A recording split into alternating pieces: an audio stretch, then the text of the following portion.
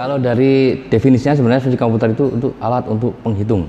Kalau baca sejarahnya, komputer dulu digunakan oleh militer itu untuk menghitung lintasan peluru. Kalau dihitung manual lama, mereka menghitung dengan komputer. Teknologi lebih murah, komputer jadi bisa dipakai untuk semua perhitungan selain itu. Pada dasarnya sebenarnya fungsi komputer adalah untuk menghitung. Dengan adanya kata penambahan super, dia bisa menghitung lebih banyak, lebih cepat. Dan kenapa kita butuh sesuatu yang super? Karena banyak masalah yang tidak bisa kita selesaikan hanya dengan komputer biasa. Nah, misalnya kita punya suatu perhitungan yang sangat rumit, kalau kita hitung dengan komputer biasa mungkin akan selesai dalam waktu bisa bertahun-tahun. Dengan superkomputer bisa lebih cepat, jadi cuma beberapa hari. Paling banyak digunakan itu biasanya kalau orang pakai untuk pemodelan cuaca, dan banyak sekarang industri-industri juga menggunakan pemodelan yang dihitung dengan komputer dan akan lama diselesaikan dengan komputer biasa. Dari strukturnya sama, cuman kemampuannya yang berbeda.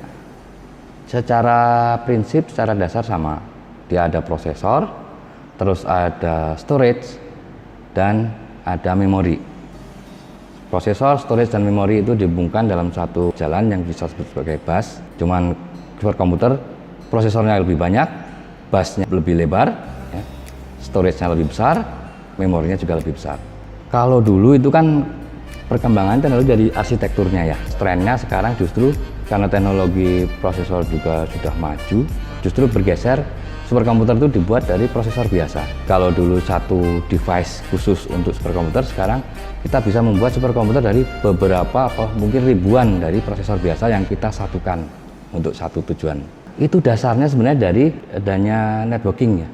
Kalau dulu itu kita beberapa prosesor dalam satu board, sekarang kita beberapa prosesor dalam satu board dan beberapa komputer dalam satu lingkungan yang kita sebut sebagai cluster. Tantangannya adalah kalau kita menyuruh satu orang bekerja dan kita menyuruh dua orang bekerja mengerjakan hal yang sama, kita harus mengaturnya. Apalagi kalau kita punya 1000 orang, 1000 pekerja, kita harus koordinasikan. Mereka tidak boleh saling overlap, mereka harus sinkron, mereka harus mempunyai satu tujuan yang sama, mengerjakan tugas yang besar. Dan dalam komputer justru lebih susah, karena komputer tidak sepintar orang. Dalam membuat cluster itu kan dari komputer independen ya. Tapi kita membuat mereka untuk bekerja sama dan komunikasi antar kontrol secara networking.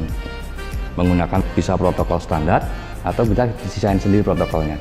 Kalau melihat tren teknologi dari beberapa tahun belakang ya, mungkin sampai sekarang masih, teknologi itu karena dengan murahnya prosesor, ya, kita bisa membuat superkomputer dari beberapa komputer biasa, off the shelf komputer ya, kita sebut begitu.